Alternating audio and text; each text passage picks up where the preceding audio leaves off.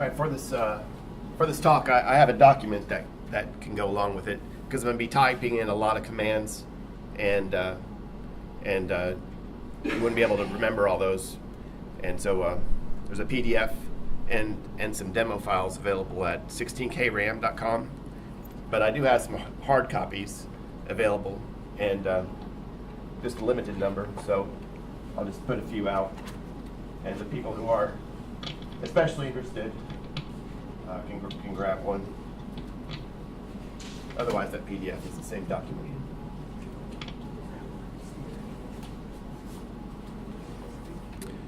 So several years ago, Carrington gave a talk on Inform, how to use Inform to build a text adventure, and I recall leaving that talk with being excited about the prospect of creating a text adventure that runs on an Apple II, and I never really followed through on that. It turned out that it's possible, but it seemed to have been kind of lost knowledge. So I earlier this year I was had the idea of making a text adventure to play while here at Kansas Fest, and as I was working on that project, I was more intrigued about how to get Inform to run on Apple II. So that's what this talk is about.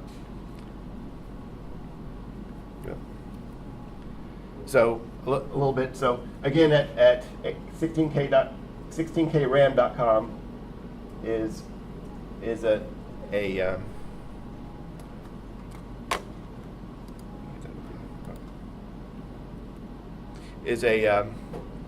PDF. Did you find it? Did you go there?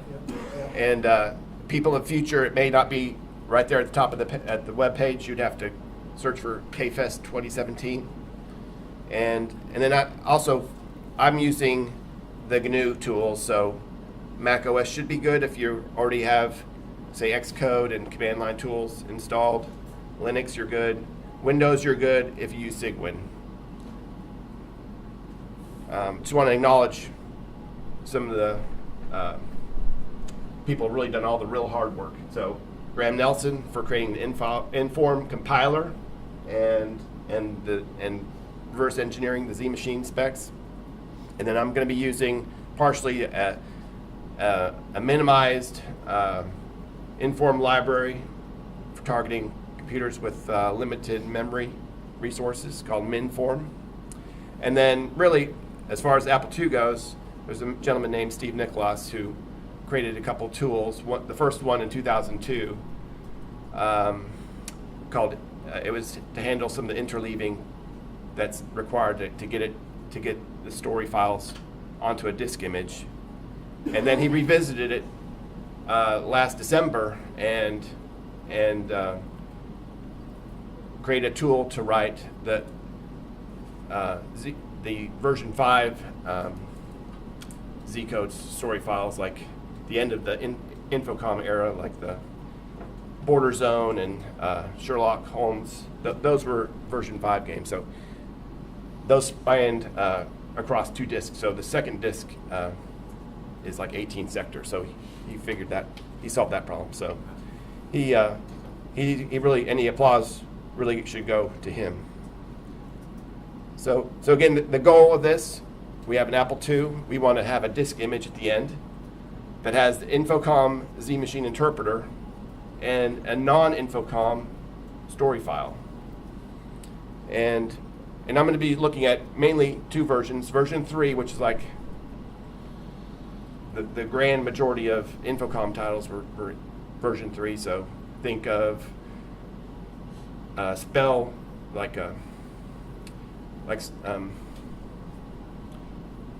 Starcross all the way to the Lurking Horror. So it's like from 82 or 83 to the late 87s. So that's version 3. And then version 5 is a little bit more sophisticated interpreter. You get to make larger files. You have more control over some hardware, like you can place the cursor wherever you want, and then maybe be able to make a more interesting adventure game with that. So I'm going to be covering these ingredients, these three things. So the first we need to get is an interpreter, the Z Machine interpreter. We're going to get that from an Infocom disk. And then our own Z code, which we will build using an Inform compiler and Inform libraries. So we'll get to that. And then, as I mentioned before, Steve Nicholas's sector interleaving tool to write it to a floppy disk image.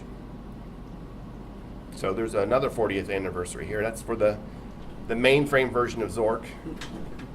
It was written in MDL, a Lisp-like language, and ran on a PDP-10 that had about, it's different word size, but I've read that it's about a meg of memory. It started development in the winter of 1977, and there was probably something substantial by this time of year in 1977. And it kept on being added to until the spring of, or the winter of 1979, when they had basically exhausted that 1 meg of memory, and the game couldn't grow anymore.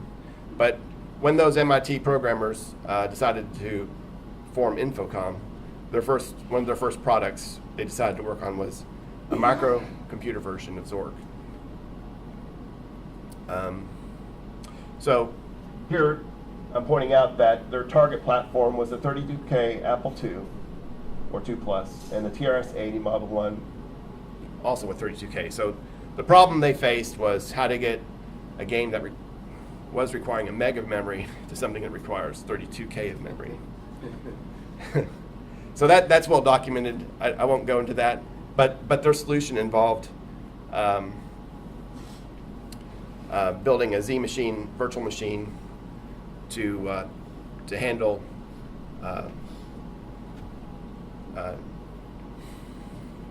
to run their own language. I think we'll have some details in a moment. But this was Infocom's build process. So they would create an MDL. They made an MDL-like programming language called Zork Imitation Language. So that saved them a lot of time there because they didn't have to rewrite everything they had done for the deck. And then they had a compiler called Zilch, but that outputted a machine, an assembly language for the Z machine. So very similar to, say, the CC65 build process, where you go to the CC65 creates assembly, and then CA65 takes the assembly and makes machine code. So here our machine code is Z code, which I'll be calling a story file or Z code interchangeably. So the Z machine is a virtual machine or imaginary machine. It's optimized for running text adventures. They took some inspiration from Pascal because they saw it was possible to create a cross-platform interpreter, a bytecode interpreter. And Pascal had P machine and P code. Infocom their machine, the Z machine, and it interprets Z code. And so they would cross-compile on a deck, PDP 10 or 11, this MDL-like source code to generate the Z code. Then once you have that Z code, it needs to run inside an interpreter. So we're talking about what is a Z machine interpreter program, and what versions of that interpreter exist on the Apple II, and how are we going to get this interpreter off of a disk image. So just briefly, you can think of the interpreter as being an emulator of the Z machine, and much like very similar to me, like BASIC. There's a BASIC interpreter and there's BASIC bytecode, so that kind of same concept there. These are the major different versions of the Z machine interpreter. Version 1 through 3, I'll be calling ZIP. Version 1 would have been the very, very earliest personal software version of Zork, and I saw some that doesn't even exist on Asimov archive. There's only version 2 of Zork 1, and its story file was limited to 128K. And over time, machines started getting more memory, and it used to be just just uppercase characters, and so they now had computers that could do uppercase and lowercase. Instead of machines that just had 16K RAM, now machines started coming out with 64K RAM. So around 84, 85, they came up with a new version of the Z machine called EZIP or LZIP, and it could handle larger story files. And then the other version we're going to talk about is version 5. So I would say some of the main differences is that on version 5 requires a computer with 128K RAM, and often it will could require 2 disks. And whereas if you want a simpler game, you can use in version 3 of the Z machine. So that was the major versions of the Z machines. Here are some minor versions. So if you can't read it, I have, and here's something that's interesting. So there's a serial number that you see when you boot up an Infocom game. And initially they expected that to be a unique serial code for every diskette. But luckily for us, it's the compile date. So we get a nice timeline of when these were actually compiled at Infocom. So at first there wasn't even a minor version. You won't be able to figure out what it was for the earliest version of Deadline. It just doesn't return anything. But by Sorcerer, there was a version 3A that's 84, and then C-Stalker's version B, and so on. And then at the version 3s, as far as I know, M is the most mature version of it, 86 in this case, for Moon Mist. And then 4, these are I think the only titles in version 4, A Mind Forever Voyaging, Trinity, Bureaucracy, and Northern Bird. Hey, Michael, the moon switch mics, yours is cutting out. It just started.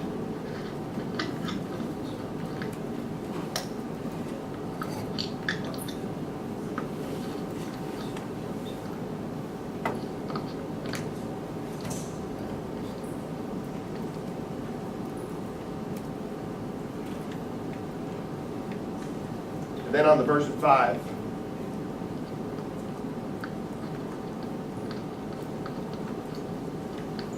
there's a Border Zone, this is 87. And then there was some re-releases of some earlier games like Hitchhiker's Guide came out as a solid gold release. That was also on the version 5 ZIP machine and Sherlock Holmes. So we're going to take a look at what an Infocom disk looks like, how it's organized. And there are three segments. So the first is the boot code and the Z machine, and then the Z code or the story file, and then the remainder, just unused space. So if I were to show it as like this picture here, we have a kind of standard 16 sector disk.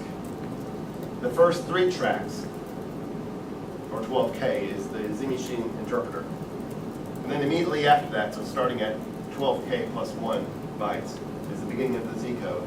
And it goes however far it can go, up to 128, which luckily is like right at the very end, with maybe 2K to spare. If you had a full 128K story file, it fits happily underneath the disk's 140K capacity. That's for the earlier version 3 of an Infocom disk. For version 5, the X-Zip or experimental zip, it would normally span two floppies. So the first one is 16 sectors, and up to 98.5K would be on the first disk, and then it spans to the next disk, which is an 18 sector. And then it would end wherever it ends. This was not needed for space capacity, because if you had a full 256K Z machine or Z code file, it would fit happily even if this were 16 sectors. I think they did it for speed purposes, because you could have to first less media to read in the file, and perhaps it's a way of foiling casual piracy, because I think most of the titles are not copy protected. Then using Charles's imaging tool, the Z code is, for the most part, is written in an interleaved order. So if it were non-interleaved, so I have these three bands, or the three tracks of this boot code in the Z machine interpreter. Then the rest is the Z code. If it were written in a non-interleaved order, byte 0 would be right here, and then it goes up to byte 255, and then when it starts the next sector would be at 256, and so on, up to 511, and then to 512, and go on and around. But a common disk optimization would be to interleave it, so that, because it takes some time for the computer to ingest what it just read, the media is still spinning, and so in this case, after it's read this sector of bytes, we have to wait for this media to spin all the way around before you can start reading sector 1. But here, with about 6 or 7 sectors between, when it gets about to here, it's ready to read the next sector, and so from 0 to 1, 2 to 3 to 4, and so on. So most of there's one exception that I'll cover later on, but for the most part, all the Infocom titles are written with this Z code in this interleaved order. So to extract a Z machine, I'm talking about version 3 right now. I mean, if you needed it to just understand what major version it is, there is a way to look at it at a disk image and find out. For the minor version, you can find it out within the game. And then we're going to use the Unix tool, the head tool, to read out 12K and write it to a file. So it's pretty simple. So to determine whether you're running which version, major version is 3, 4, 5, you can boot up the game and you can take a look at the serial number. In this case, it's 850501, so May 1st of 85 was the compile date. And then if you were to take a peek at the, using some sort of hex dumper, in this case I'm dumping this out, and then I search for the string 850501, and it finds it here. You're at the very beginning of the Z code header. The Z code header is right here at the beginning of 12K plus 1 bytes. That's 3 is hiding there, so it'd be a 4 or a 5 in the other versions. Well, the other versions are bigger, so you see it. But if you found the serial number, just look about 19 bytes before that, and you'll find the major version number.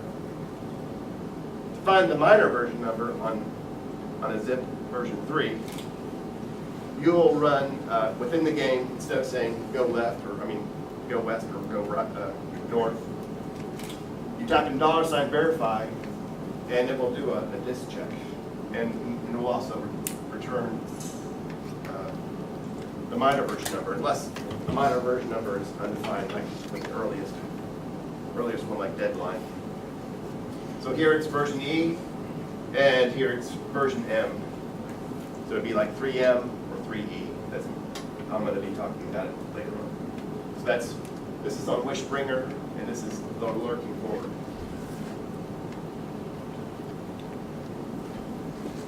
And then to extract the first 12K from a disk file, you'll be using the head file, the head command, which normally, for those of you who aren't as familiar with Unix commands, this would normally print out the first 10 lines of a text file, but there's an option to count bytes instead. And so I'm telling you to read it, to print out or list out the first 12K, and I'm going to write that out to a file instead of to the screen, which would be gibberish. To determine the minor version of a version 5 game, instead of $verify, It's the command is called version, and it's probably hard to read because of the 80 column. But this one is version A. This is Beyond Zork. It's out on Asimov, and then this one says version F. I only know of 3 versions: A, E, and F on X-zips. And very similar to before, instead of 12K, it's 16K.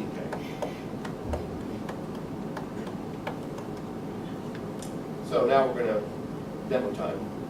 So I'm going to download some disk images from archive, and I'm going to extract the zip and exit and save it to a file.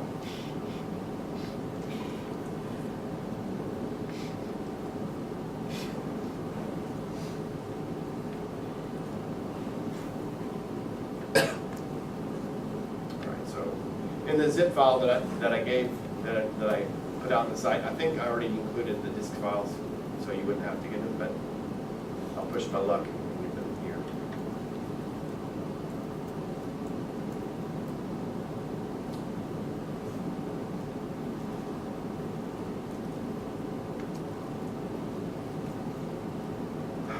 So they, like I said, the version 5 games, Beyond Zork and Sherlock, are 2 disk games, so they brought over 4 files, and then Wishbringer and Lurking Horde, 1 file each.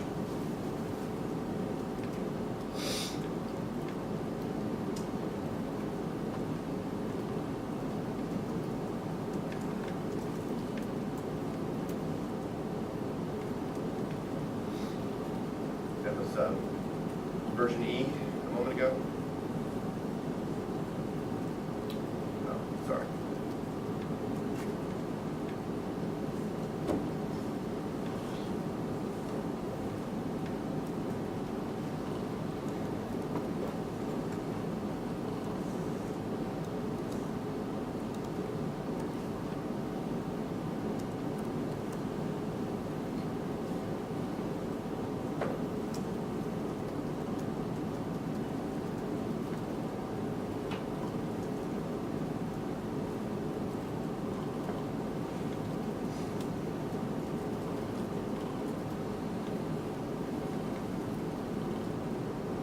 We have 2 12K files that contain the zip interpreter. I'll go ahead and do the, let's see.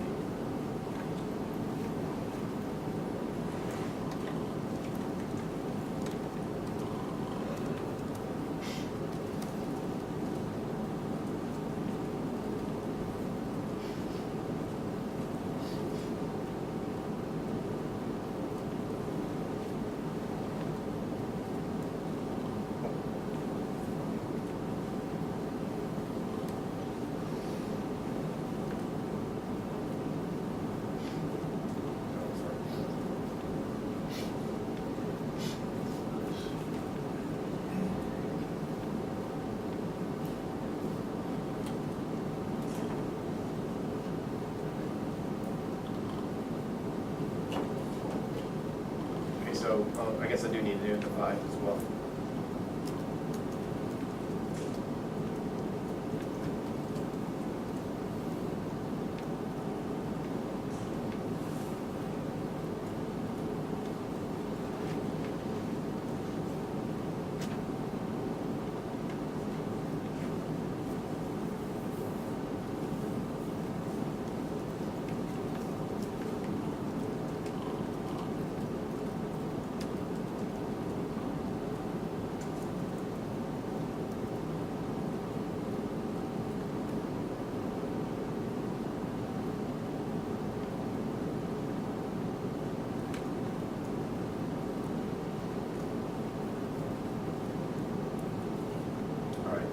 So we have our zips, our interpreters.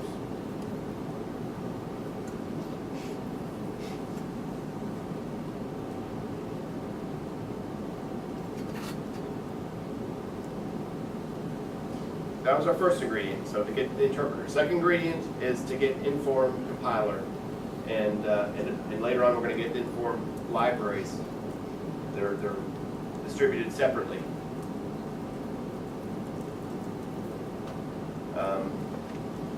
So our build process will be using Inform to compile our source code into Z code. It's one step, but it requires the libraries to implement the parser.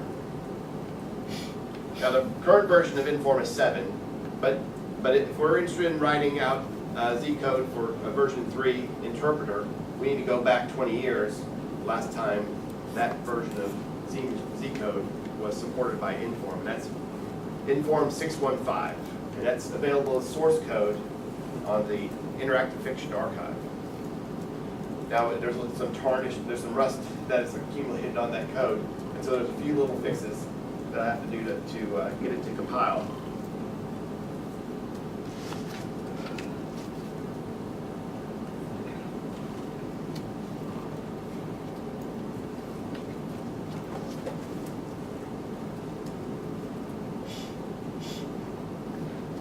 So in this next demonstration, we're going to download the source zip, which you'll find in the demo, the file that was distributed from my website. We unarchive it, and then what's funny is that the files don't have .c or .h extensions. We need to add that. Then we need to modify a header file, and then it will build. And then we'll write a very simple Inform program and test it out. Is that time remaining or time to last?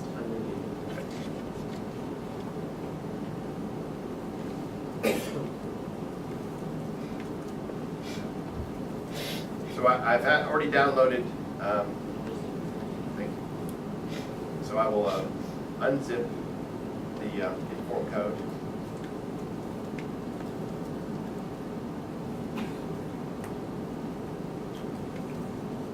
Into a subdirectory. And like I said, all the files are lacking extensions, and GNU compiler won't like that. So I'm going to use a command called rename to modify anything that all the end of lines, end of files, we're going to replace with the .c. All the files there. So everything has a .c, but I really got too much. There's a header file I need to rename to .h, and the release file that needs to be .txt. And then we need to fix the header. Not really fix it, but it's set to compile for the Archimedes, which I know. Boo, Acorn. Hit on Acorn? Don't you mean nuts to Acorn? Oh. Thank you. I'm here till Sunday. And then to compile it, say cc out. We're going to create a file called Inform using all the C files. It does make some noise, but we do have an executable called Inform now, and it does do something. I'm going to write a very simple hello program. Let me copy that to something in my path.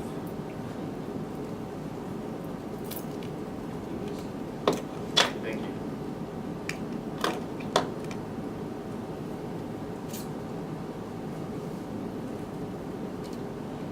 And I can go back here.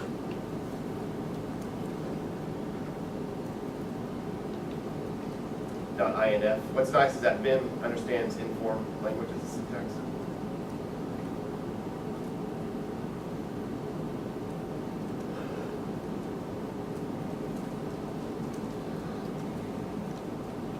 So C-like, but not all the way.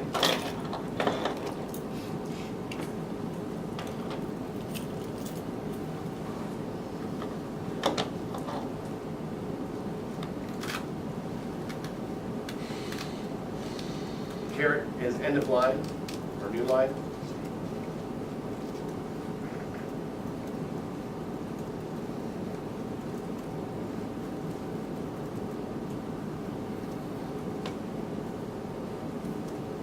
When compiling with Inform, you can say version 3 or version 5 or version 4, whatever. want to make a version 3 using hello. And now I have a new file, this hello.z3, which is the Z code. So here I'm going to, because we've been going through so much boring stuff, I want to throw a bone and create a disk image using some trickery. So I'm going to do something. I have a 3E interpreter here. That one is magic because it's the only one that doesn't do interleaving. So I'm going to just cat the interpreter and our Z code into a file.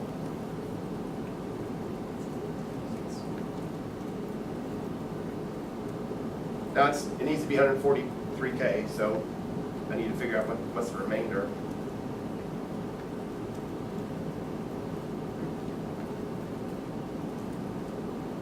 And I'm going to use head again to read out 129 bytes of zeros.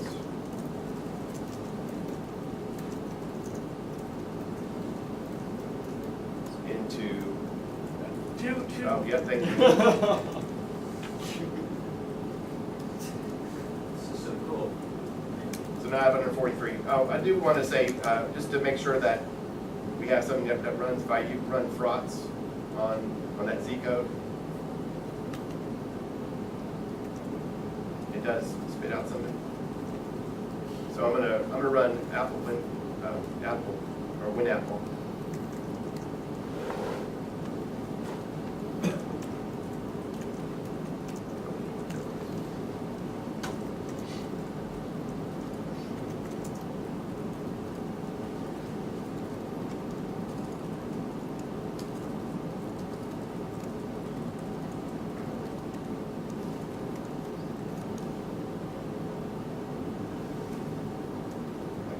Awesome.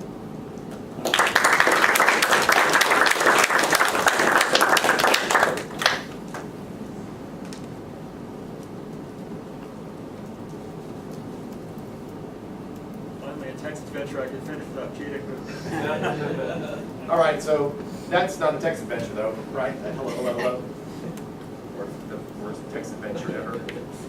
So you need a parser, and that's implemented in the libraries as Evan discussed earlier this morning. The Z machine does not innately contain a parser.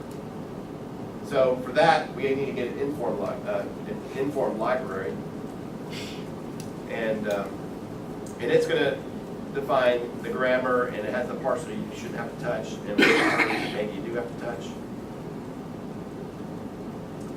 And for this example, I'm going to use the MinForm library, which is a minimal set of features.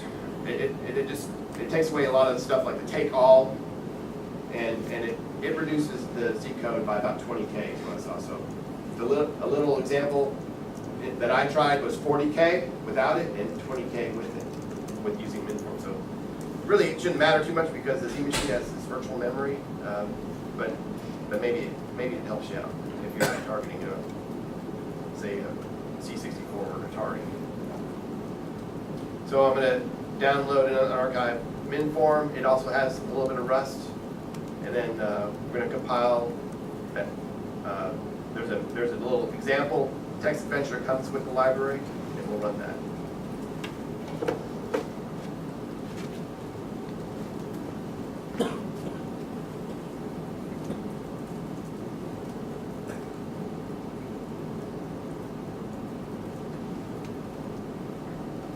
All right, so I have the MinForm downloaded as a zip file.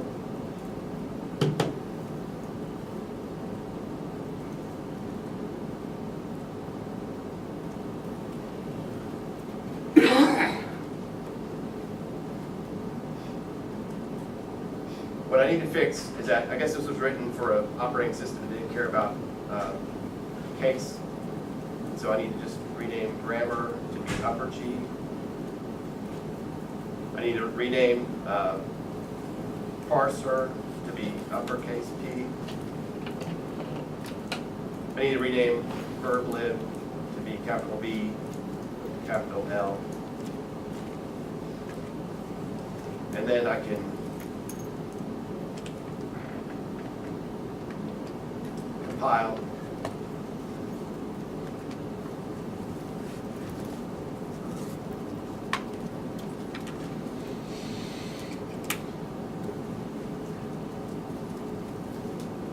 creates minform.z3. And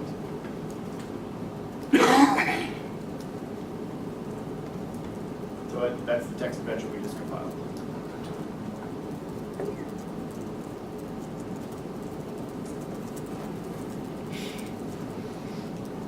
I'm going to leave that for now, and we'll come back to that and put it on a disk later.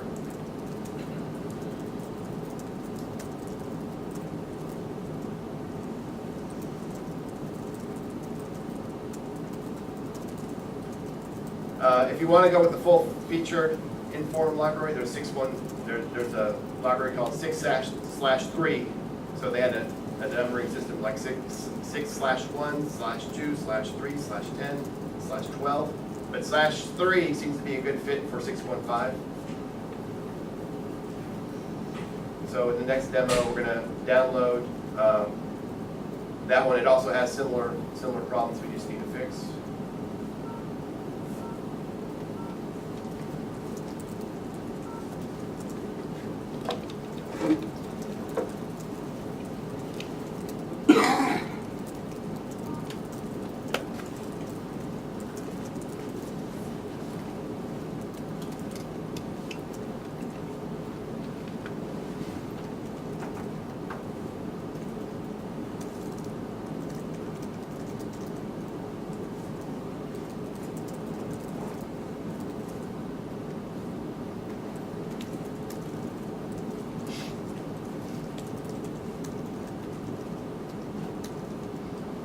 I need to rename these files to have a .h extension.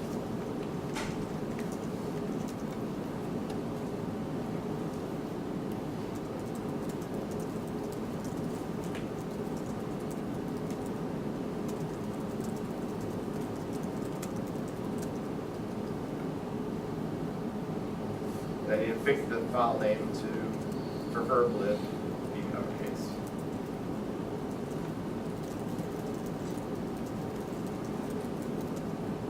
And need to compile. I'm sorry. No. I'm going to copy this adventure. It's like the original adventure game that's out there on Interactive Fiction Archive. This directory.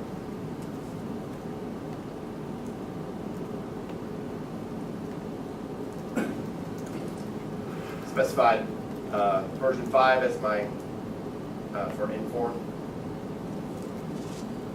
So now I have a Z5 file.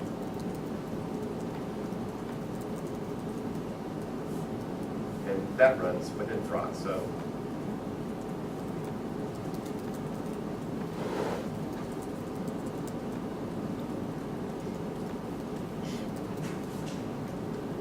So the last ingredient is the sector interleaving tool. So the original one from 2002 was written in DOS for QBasic. I did a modest amount of work to convert that to a C program. So, and then like I said in December, Steve Nicholas created a tool for handling version 5 interpreters. So I'm going to get the interleaving tool that I wrote. It's on Bitbucket. And I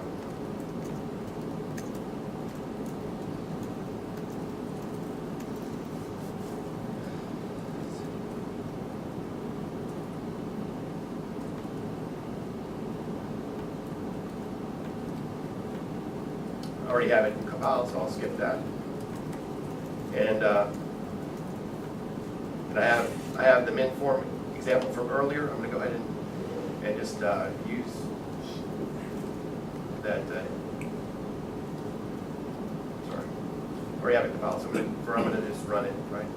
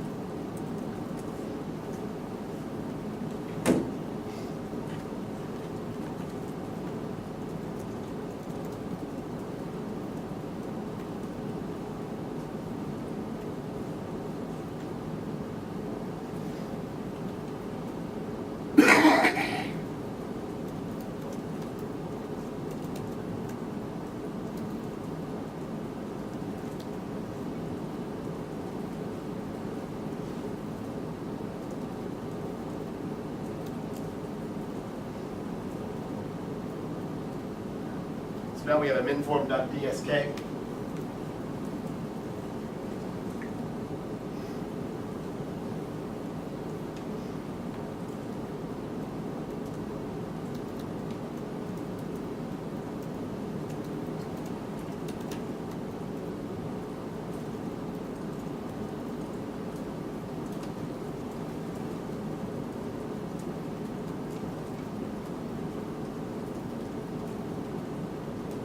And that's running the text adventure, the minimal min-form example.